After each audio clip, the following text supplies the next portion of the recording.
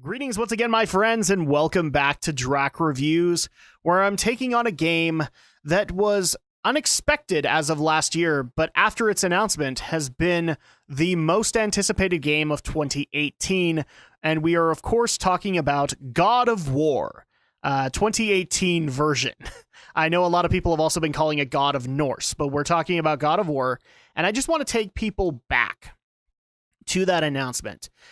When that announcement trailer hit, where there's this random little boy out in the Norse wilderness, out hunting, and then eventually goes home and finds out that his father is hungry, and we get the amazing reveal that it is Kratos, the God of War.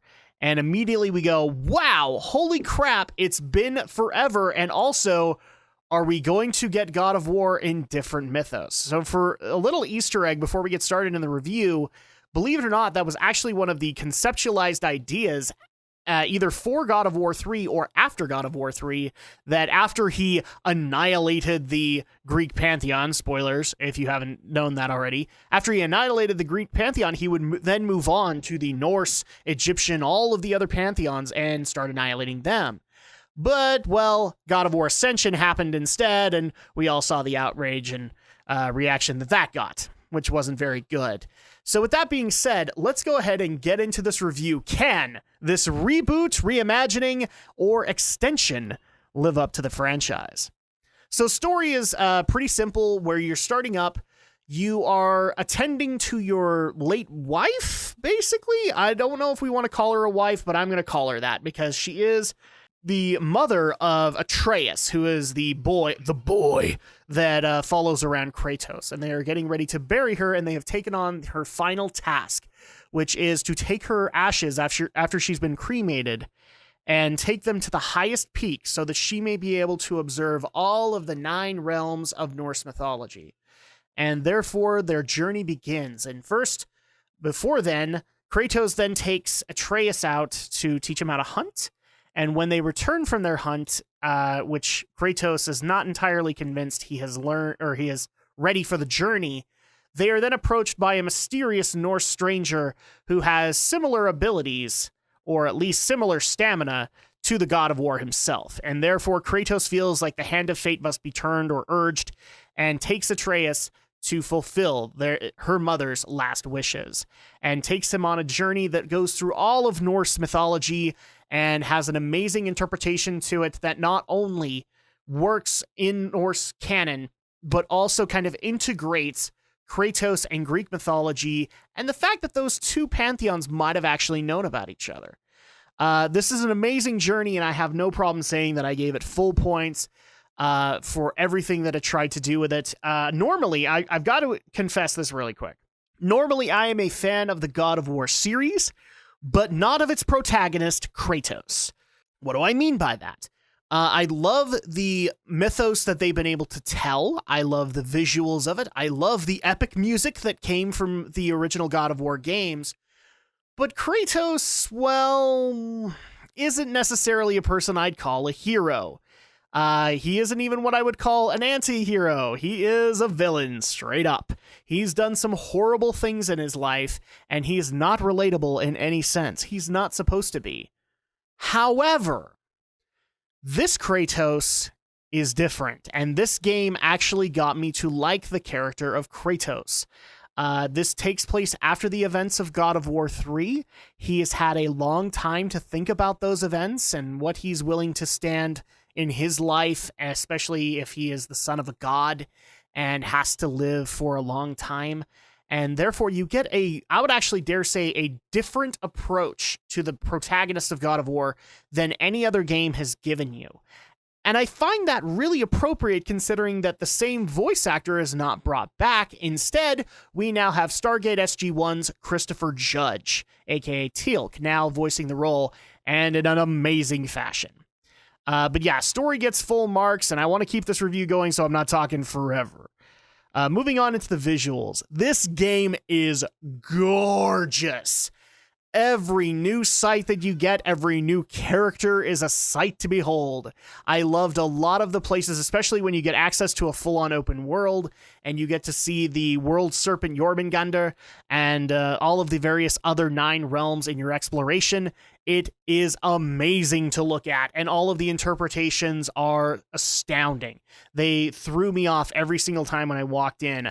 I did not expect what I was going to get for the Realm of the Dead Helheim, or Realm of the Dishonored Dead. I did not expect Alfheim to look the way that it did. And eventually you can also even unlock Muspelheim and Niflheim if you want to be able to go to those areas too, and each one is an amazing sight to be able to behold. So visuals, I gave every mark that I possibly could. Even Kratos, you can tell he's aged a little bit, and the model looks great. Atreus looks great, and every villain that they come across is awesome. The monster design visually looks amazing, and I gave it full marks for visuals. Gameplay. This is the one thing in the trailer that kind of faltered me. Now, remember back in that original trailer, the gameplay demo that we got to see was based in a similar engine to Naughty Dog's The Last of Us, where it was third person over the shoulder. And I remember a lot of people saying, I don't know if I like this because it's not reminiscent of God of War. I don't know if I like that the weapon that Kratos is wielding isn't his trademark Blades of Chaos. It instead is what's known as the Leviathan Axe. And I don't know if I like that. I remember seeing a lot of discussion about that. You know, this is new. This is weird. I don't know if I'm going to like it. And when I got my hands on it, the whole thing was fluid.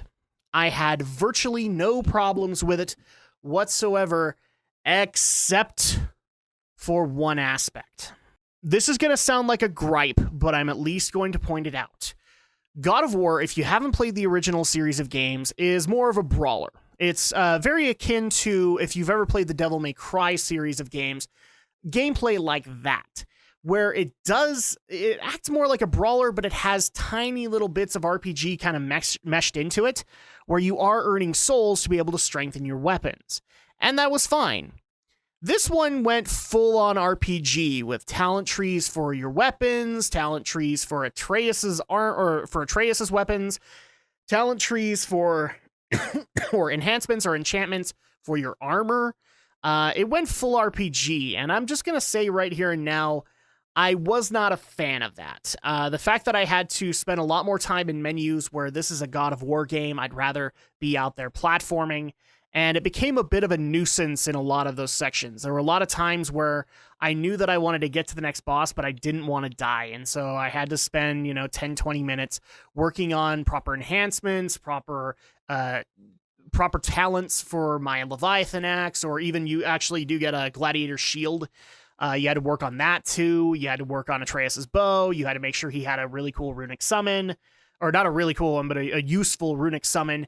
And even your runic attacks get enchantments, and you had to utilize those. And that's where the game got complicated, and in my opinion, a bit cumbersome to be able to take on. So that being said, I did take points off for gameplay. Audio. The music and tone of this game is 100% different than what you expected from the original God of War score, and I adore it.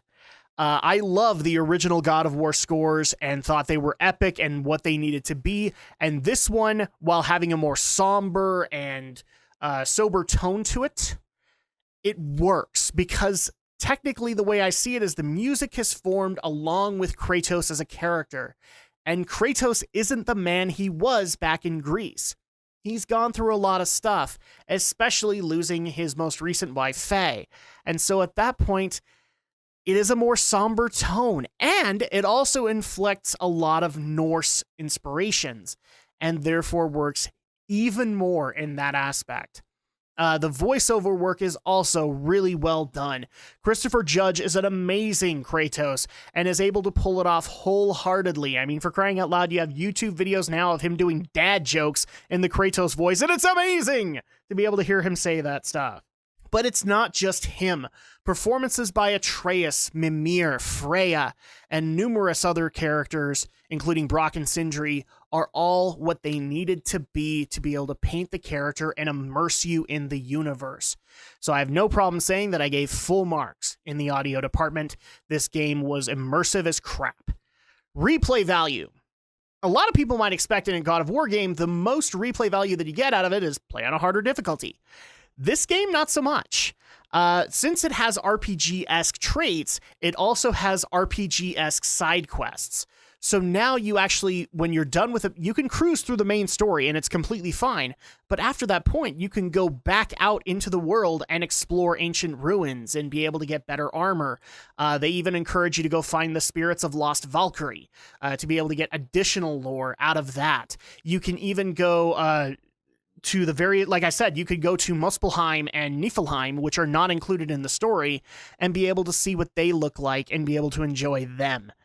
So all of that is completely there, and replay value is 100% there.